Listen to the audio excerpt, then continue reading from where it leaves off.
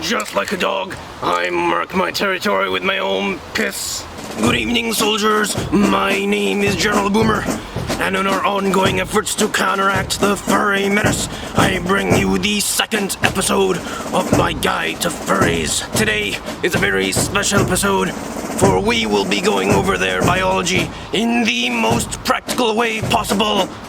An autopsy, more specifically, an autopsy on these two sons of bitches. Now do not worry, these two specimens are already dead, and do not worry any further, for these are not children. They are in fact adult furries who were born with midgetitis, and thus were unable to grow to full size. Had they not been born with it, they would be your average size furry. Now usually I would have someone else do the autopsy, but unfortunately, she is currently unavailable. She is quite preoccupied dissecting other specimens. However, I know the basics of a good autopsy. I performed many on my own during the Great Vietnam War. However, it should be noted that furries are quite toxic creatures. Literally, opening them releases toxic fumes that are dangerous to breathe in. They will melt your lungs. So it is vital that you come prepared with the right equipment. For an autopsy like this, you are going to need only the finest gloves you can find, and a mask that protects your entire face from them toxic fumes. So without further ado, let us dissect these sons of bitches. Alright, I think we are ready to begin. I have equipped a boomer cam at the front of my mask so we get a closer view of the autopsy from my point of view. So to begin, we will begin dissecting the pink furry here, starting from its stomach. We will have to make an incision on the top. Its thick skin makes it difficult to cut. We are finally getting through. So now that we've opened it, we at first see some of its muscle, mostly composed of white tissue. Of course, this is squishy and quite rubbery to the touch. My logical conclusion, this is its equivalent of muscle matter. Whilst ours is red and glorious, this one is white and pathetic. We must get through more of this if we are to reach its insides. I believe we have started to find where it is. We must cut even further. We need to get rid of all this muscle matter before we can get to the juicy. Now that we have reached the innards of this creature, we have found our first organ. I do not know what this is. It appears to be some kind of lung, but it has a tumor growing out of it. Although this could be no tumor. This could actually be of some use. Oh, we do not know yet. I must find out what more there is. What is this? Aha! I believe we have found its stomach. This is where the furry digests all sorts of unnatural things it consumes, such as lead and opium. Wait a minute, what is this? This is the heart. We have found the heart of the furry. Interestingly enough, it is quite cartoonish. It looks a lot like the hearts we see in romantic Valentine cards.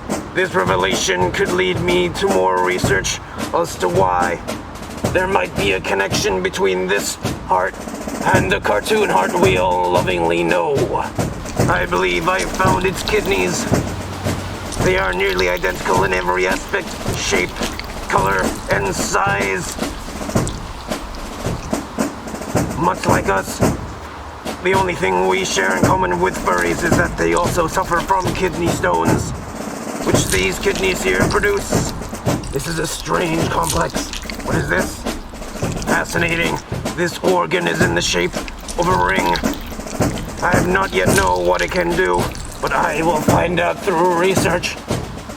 It does look pretty snazzy though. I have found 2 more rings. Whatever these are, they are certainly important for a furry to have more than one of these things. I have found another one of these tumorous looking things. I think I believe what they are. I believe they are the furry's lungs, but as to their distinct shape, I have no idea why they have these protruding yellow bulges on them. I believe I've dissected this furry as much as I can. I will move on to the next one. Oh, this is excellently juicy. I have come across another ring. As you can see, furries share nearly every aspect between each other, no matter what species they are.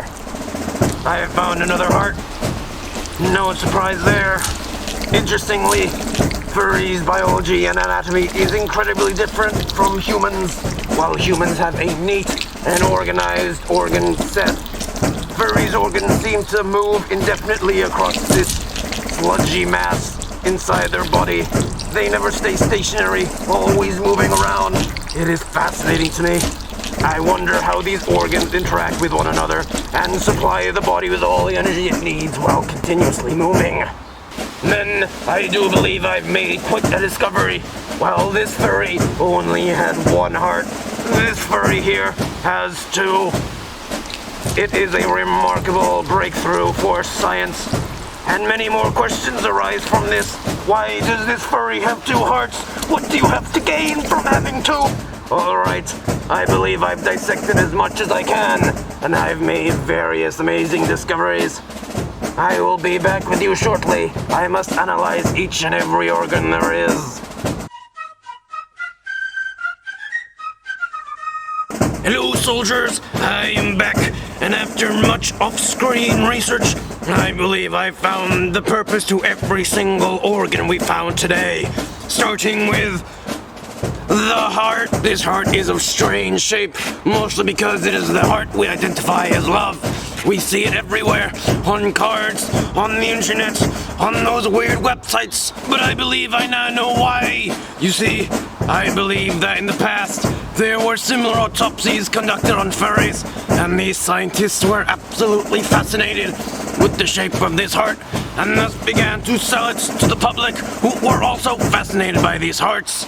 Soon these hearts became mainstream, and became synonymous as the icon of every heart there is. And the furries are taking advantage of this, so every time you see a furry do this with their hands, know it is a dog whistle, or a furry whistle, mind you, to other furries about global conquest and furry supremacy. But besides that, there's not really much else to this. It's just a regular heart, pumps blood, and gets heart attacks. Note for later. Next, we move on to these ring appendages. These were the most confusing to find out what their purpose was, but I believe I found out what they do. These rings are what keep the other organs connected. Basically, these rings make sure that every organ communicates with each other while they float around in the furry's internal sludge. This is how the furry stays alive while their organs chaotically move around inside their bodies. This organ is the lung. Interestingly, this yellow bump here is filled with spores. This is fascinating, as it allows the furry to intake as much oxygen as they want and hold it for up to 12 hours. These spores are also very toxic, which is why opening a furry is dangerous, because as a defense mechanism, the spores releasing the deadly toxins into the air. And it's also the reason why furries are the leading cause for climate change. For these spores, they continue to accumulate over a furry's lifespan, and when there's too many of them, they are released through the skin and into the ozone, where they change our climate. Now these two bad boys are the kidneys. Not much else to say. Similar to us, they get kidney stones. Prior to what I said, these things actually are two different colors, a green and a yellow, and then for very specific purposes. The yellow one, this is what accumulates all the piss. As a matter of fact, I think it's yellow because it's filled with piss. Absolutely disgusting. While the green one, this one is filled with bacteria. This bacteria has a sort of symbiotic relationship with the rest of the body, absorbing nutrients and releasing nutrients. Here we have the stomach. Not much else to say. We can see the digestive acids here at the bottom, while the top is completely hollow. The stomach is completely transparent. It is interesting to note, this acid here is capable of melting through the strongest of steels, so it is very dangerous. And I believe, I'm not yet concluded this, but I believe that furries are able to eject a bit of this acid from their nostrils at any enemy they desire. Anyways, now that we've covered the organs, let's move on to the more general biology about furries. Furries come in two sexes, male and female. And much like us, they have the same genitalia. Male genitalia is extremely red. Imagine a giant lipstick, but it is not a lipstick, it is a penis. And as for furry vaginas, imagine a carpet, but it is a vagina. Interestingly enough, a furry's genitalia is highly retractable, which is why most of the time you will see furries walking around completely naked. It is absolutely disgusting. Where are your manners, you filthy animals? 99.9% of furries are bipedal. However, I have noticed that in the wild, there are four-legged furries. I have drawn two conclusions as to why this is the case. It is either A, these are primitive forms of furries who have not yet evolved into their bipedal final form, or B, they are retarded furries.